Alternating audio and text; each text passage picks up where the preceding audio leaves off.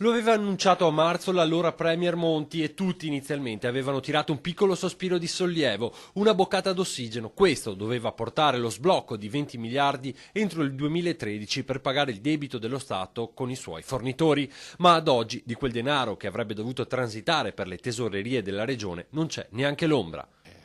Zero, questo è quello che posso dire, al momento zero.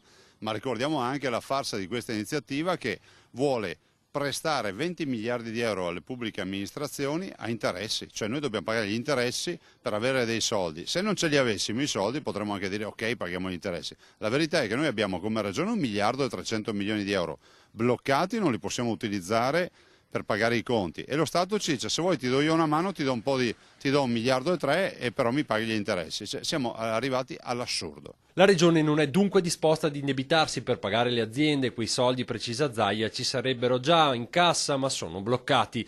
A pagare lo scotto dei ritardi del governo sono ovviamente gli imprenditori che vantano crediti con la pubblica amministrazione e che nella nostra provincia rischiano di vedere la loro attività compromessa. Gli imprenditori che non vengono pagati dalla pubblica amministrazione sono, diciamo, qualche migliaio. Si trovano in questa situazione che non hanno liquidità, lo Stato non paga, le banche non prestano. Se l'immissione del denaro dovuto dovesse tardare ancora, spiegano le categorie, l'effetto domino finirebbe per travolgere anche quelle piccole imprese locali che lavorano per conto di committenti più grandi. Il rischio sì, perché se non pagano i grandi, di conseguenza non possono venire pagati chi lavora per la grande impresa. È una catena, è un cane che si morde la coda. Noi lo diciamo da parecchio tempo, lo Stato faccia il suo dovere, onori i suoi impegni come noi imprenditori li dobbiamo onorare.